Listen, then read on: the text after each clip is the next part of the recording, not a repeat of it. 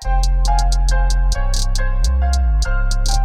man, yo, fuck what you going fan 007, nigga, man. Shout out to Yankee fan movement, nigga. What up, niggas, you good?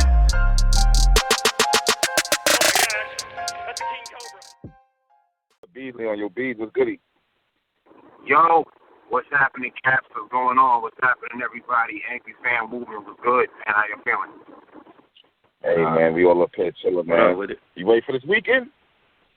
Oh, my gosh, man. I'm super ready, man. I'm excited, man.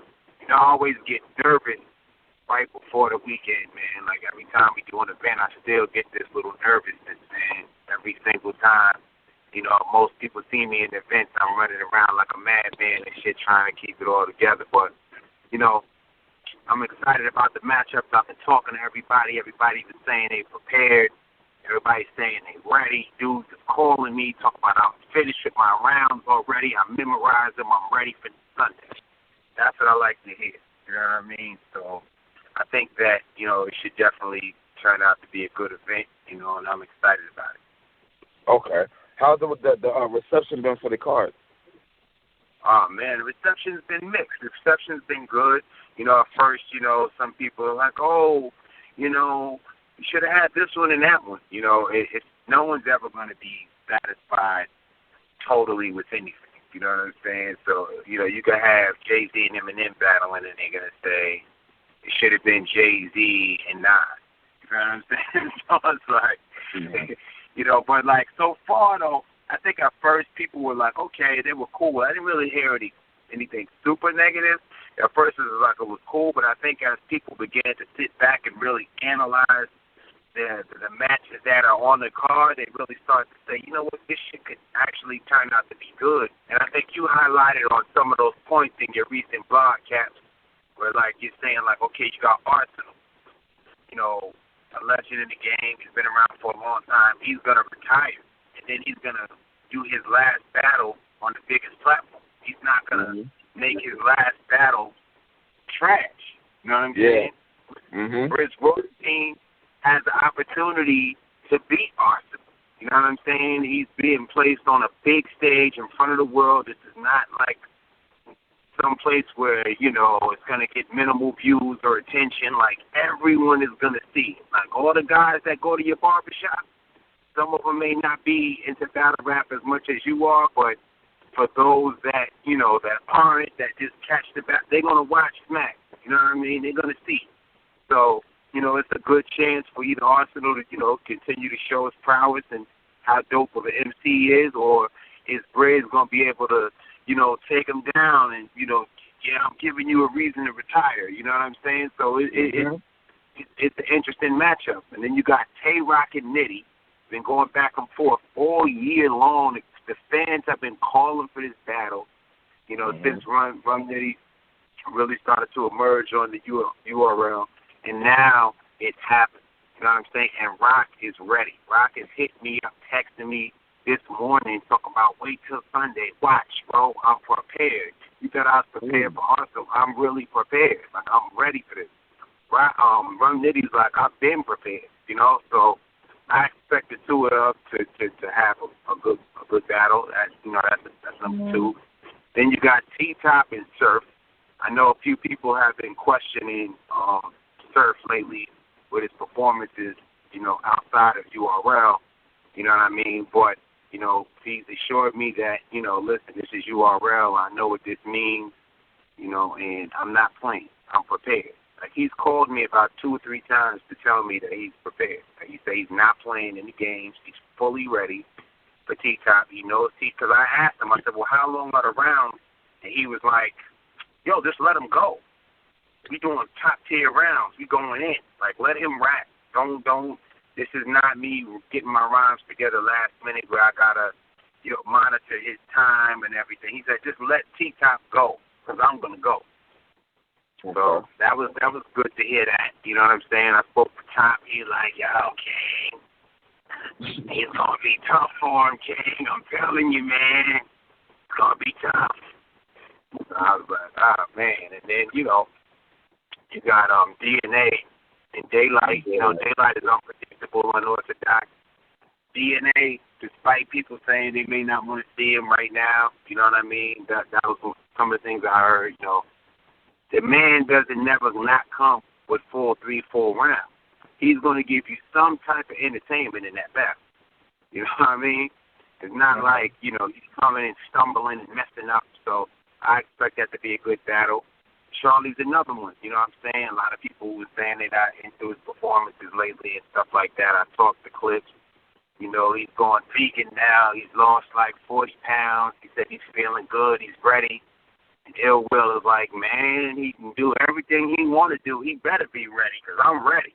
So that's pretty much the card. And that's just for me talking to everybody. They're saying that they're ready and they feel good about it. And I think the promotion has been good on it, so they know that everyone's going to be watching. So I hope that it turns out good, you know? Yeah, the card is good. I'm not mad at the card. The card is all right, I think, man. But I do have a question, though. Like, how much do performances outside of URL count for you in booking matchups? Well, you see, I'm going to tell you when it affects me, when it throws me off at times. If I don't, like, say, for instance, if someone is my main event and then they're in Biloxi, Mississippi doing a one-rounder and they get crushed by, you know, MC Battlegate something, you know what I'm saying? And then it's like your main event is like a week or two later, it kind of, it hinders the excitement, you know what I'm saying? It's like, you know, it's like watching Evander Holyfield, Floyd Mayweather, and then, you know, he's supposed to have this big matchup, and he gets KO'd by Boxing Bob. And you like, oh, my God. You know, I wanted to see him go against, you know what I mean? So that's where it affects me. Well, I mean, I try not to pay attention to anything outside of URL because it's really none of my business. You know what I mean? I just hope that guys show up and respect my platform. You know what I mean? I have to worry about what happens with us. I can't really be focused on, you know, what people are doing in other places. I mean, you know me, I'm all about exclusivity. So if it was up to me, it would be my preference for them not to battle for that reason. Because now you've taken 5 battles, and then, you know, there's gonna, you know, you're gonna suffer. Not everybody has the ability to show up every single battle that they do from here across the country. It's not like performing a song, you're doing the same song, or you're doing the same rhymes every night. So you're going to suffer at some point, just like a fighter. You know, you can't box. You know, this is not like the 40s or something where you could just go box every week and fight and brawl. You know, once you get on a professional level, you know, you got to go through a training camp. You got to really take time and let your body heal. There's a lot that goes into it, so. You know my feelings on other battles outside the league. Yeah, because I feel like because niggas are talking about Cliff's last battle and Surf's last battle, shit's kind of like, damn, like right before the fucking event and shit. Shit's crazy. Yeah, no, man. I mean, I'm hoping that, you know, he is ready. He says that he's ready. You know what I mean? We've spoken about it. He said that he's not playing. This is his house. He's not letting anybody come into his house. This is what he told me today. Okay. If Surf chokes and pulls a jersey during the battle, what are the repercussions? Man, the repercussions, man. Oh, shit, man. I don't know, man. It'd be disappointing. You know what I mean? I can't say for certain what those would be. I'm confident that he won't do that. He doesn't have bad performances on URL. That would have to, you know, that's kind of a shocking question, man. I got to think about that when I get back to you. Okay. I got a question to answer for the people. Okay. Today, there's 2 questions I'm going to answer for people because I know they're flipping behind the scenes and want to know these questions. When is Chess and the Saga coming out? When is Prep and Liza coming out? All right. Those battles should be out before both of them, and possibly Tech-9. I'm looking at getting all 3 of those battles out this week. So you should see something from them, maybe a trailer, battles to be dropping, You know what I mean? I'm get them all out this week before N.o.m.e because I know what's going to happen. If I don't, then everybody's going to be like, man, I don't want to see this, man. Put this one, this one out. We want to see this. We want to see this battle. So I'm getting those last battles out. Keep in mind that One Legacy 3 was 14 battles, and we did get the majority of those battles out. You know what I'm saying? It was just really those last 3 that we were saving. So you'll see those battles this week. You know, by between tomorrow, Thursday, Friday, Saturday, you'll see those last 3 remaining battles. We will drop those battles and get them out to you guys so that you can see them. But the day earlier, people saw Upload come through a DNA versus Yeah. And what happened was that wasn't intentional. We had a copyright claim on the original. So I removed the song off the copyright claim, and I disputed it. So while the claim was being disputed, when I removed the song, YouTube automatically re-uploaded the video and turned it on while we're fighting the claim. So we didn't just upload it again to like, hey, check this out for the very first time. You know what I'm saying? This is the new battle. That's not what happened. YouTube automatically uploaded that. So just for those who are curious and puzzled as to why that happened, it was because we had a copyright claim issue on the video where where they stopped the monetization and stuff. So we had to correct it. And then when you do that correction process, it makes a copy of the video that you're correcting and re-uploads it automatically. So that's what happened. So that's why it came back out. Yeah. I mean, we love DNA and we love chess, but not enough to where we're gonna just start uploading through battles all over again.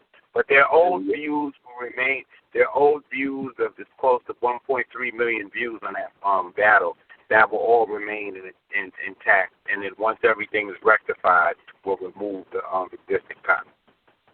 Okay. Because that definitely started an uproar. A lot of people was talking about the Mike P and Daylight battle. Like, why y'all upload DNA and not Mike P and Daylight? I know you've seen that flying around. Yeah, I didn't see that, but I do have Mike P and Daylight. But I don't know, because Daylight at first was saying he didn't want it to be uploaded right away because he wanted the views to go. So I was letting him go to views. But I have the battle uploaded. I could send you a screenshot. It has an old-ass date on it from when it was done. It's been sitting in the box. I can turn it on at any time. All it does is just takes out that 10 seconds in the, I guess was the 3rd round when he had the Kung Fu mouth. Okay, I got you. I mean, I do have it, and I can turn it on at any time, and I will. But I wanted him, to get his viewership. I wanted Mike P to get his viewership. The battle's doing really well. It's close to 600,000 views already, so I'm happy about it. So that's what it is. All right. Hey, B, I heard on Doggy Diamonds you said that K-Shine and Rex is definitely still going down? Yeah. We were actually discussing it the other day. So Rex called me this morning, actually, like, yeah, I'm ready. You know what I mean? So Shine said he's ready to do it. They didn't want to do it this year because they felt like they'd be rushing it, and they feel like the battle deserves a little more attention, which it does. So, this way we can have ample time to build up more excitement and get people back involved with it. So we will be doing the battle probably sometime in 2017. Okay, so they are back at it. So that kind of kills the whole Dot Mob card and shit. It won't be a regular card, I would take it then, right? It won't be a what? It wouldn't be a Dot Mob versus NWX card then, because most of the battles are going down on N.o.m.e, right? Yeah, probably wouldn't be that. You know what I'm saying? I mean, I got mixed reviews on that whole thing. I think when it was happening right then and there, it was very immediate, and the people wanted it. But then others were saying, oh, I don't want to see that. You should do this one versus this one. And sometimes it's hard to get a gauge as to what the people want. Now, if they clearly demanded, then I would do it. I'm not opposed to it, but it seemed like it was at a certain time when it could have happened. But like you can't just say, okay, it's happening next week. You know what I'm saying? There's like a bunch of negotiation that goes into locking all the battlers in and making sure that everybody's happy and that it's an amicable situation for everybody. So that was why it didn't happen in the summer when they were all kicking up dust for it. You know what I mean? Because then it was like certain matches were cool, but then there were certain matches that didn't. I don't know if they merited a Summer Madness type of, match that people would expect to see. But what I am noticing, and what I did like that you pointed out in your blog the other day, is like, yo, man, it's a new day out here, man. It's new dudes coming up, and the battles are good. So I don't know, like the matchups are good. Like you see people coming into position. You see T-Top here now. You see Briz. Ill Will is back. You got N.o.m.e. You got different guys that are coming into the fold that are performing and giving you guys the best battles. You know what I mean? That are coming out, and the viewership is really doing good too. Like Ill Will and N.o.m.e. did very, very good. You know what I mean? That was a battle that did numbers that would be like at an N.o.m.e event, and it came out of a small room. So it just goes to show, like, when you pay attention to the battles, it's about the battles that push people forward. Like N.o.m.e's been around for a long time, and he's battled a lot of names. But the battle that pushed him to where he's at is Ad. That was like a breakthrough battle for him, who was virtually unknown at the time. But that was a breakthrough battle for Nitty that really pushed to where, people really starting to look at him in a different light. Yeah. Right. And y'all was real patient. Y'all was real patient with the development of T-Top and Briz, especially, I thought, and that was dope on y'all part. Was there any point where you kind of, I don't know if worried is the right term, or nervous, because you knew that these dudes are talented, but you didn't know if they could take it to that next level? Like, was there any point where you were like, I don't know how this is going to work out? Yeah, I mean, of course you're always apprehensive, when you have something new, you have a new product, a new personality, a new person you think is going to make it, you know what I mean? But like I say, I tell N.o.m.e this, and I tell the guys that are like, yo, you can put people out there, you can push them, you can show them, but ultimately the fans are going to decide who they like, you know what I mean? And some guys take a little longer than others, but the fans, they get a connection with people. It might take a guy 1 or 2 battles. It might take a guy 4 or 5 battles before people really like him. Like Ad, for instance, had about 3 or 4 PGs before people really started to acknowledge and see what it is. Now, I don't know if that's him actually developing and becoming a better rapper and a better artist, or is it just people catching on and getting comfortable with his style? But now people like Ad. Yo, Ad, son, people want to see him. And it just takes time, and it takes a push, and it takes consistency. And, you got to hang in there. But at certain times, you got to say, well, we tried with this guy, but the people aren't taking it. Right. And is that, I mean, I always wanted to ask, too, is that the thing that you look at the most? Because for me, I always get frustrated when I feel like people are winning battles but not getting rewarded because whether it's fan base or anything else like that. But as a league owner, are you looking at it as this dude is filling up stands, this dude has the most buzz, so we going to fuck with him anyway? Yeah, you got to look at buzz, because there's some people that I might not be a fan of personally, but, the people are, come on, put him back, or whatever, bring him, Sometimes you got to listen, you know what I'm saying? Sometimes it's not the right thing to do when you go against your feeling, because there's a reason why you didn't bring the person in that only you know and can identify with. And then when you finally do bring them around or whatever, it comes back to bite you. So, you just got to be careful. But for the most part, like you said, like it's definitely about, when you're booking matches, you're looking at performance, entertainment, how they match up with other opponents, what is their rate of growth, and how can they develop? Can they be someone that can go to the next level? And do they have a fan base? Are they active online? Do they sell fights? You know what I mean? Some guys are good, but they sell a fight. You know what I'm saying? You're not arguing with nobody. You're not doing nothing. I think just in general, the battle culture has gotten lax. Dudes have gotten lax. They're not taking the initiative to go out and be creative and hype up their battle. They just rely on us to do it. And it's cool because we do have a fan base and it's going to do a certain amount of numbers. But if everybody worked together and promoted on the same page, talk shit to each other, did the blog, put the hype out, got shit going, it would be bigger. But guys got lazy, dudes got cool. You know, they met a football player, a basketball player, they're rapping with this rapper, that rapper. Now they what he did, and it shows. You know, it doesn't it doesn't pack the same punch. You know. Beasley, obviously, you know, the fans, we see it, y'all trying to build up the new talent and you know, trying to see who's going to come out of this and be a star, you know, going into the future. But going into a big event like a N.o.m.e, how much pressure is it for the newer guys to really, like, compete and not just compete but to win in order to, like, take over the spots of the OGs? Because it's like if you build them up and then they lose badly, don't that kind of hurt everything y'all did to build them up if they just lose badly to, like, the vets of the game? Yeah, it definitely does. But then at the same token, you know, it's really up to the fans too to, like, allow new people to come in, because I think people romanticize with the battles that we had in the past and with the class that we had in the past, but they got to understand things are way different now. You know, when we were doing the Summer Madness 1 and Summer Madness 2 and all that stuff, that's what everyone always compares to Summer Madness 2. They get nostalgic, but they have to understand there were no other battle leagues around. There was only, I think, Grind Time at the time.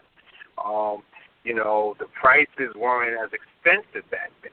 You know, now everybody wants 15 and 20, and I want 10, and I want $13,778, and I want $8,952. But if you're doing the math and you're calculating what the building generates, it's just impossible to pay all those fees. So you can't have all those guys on all the time.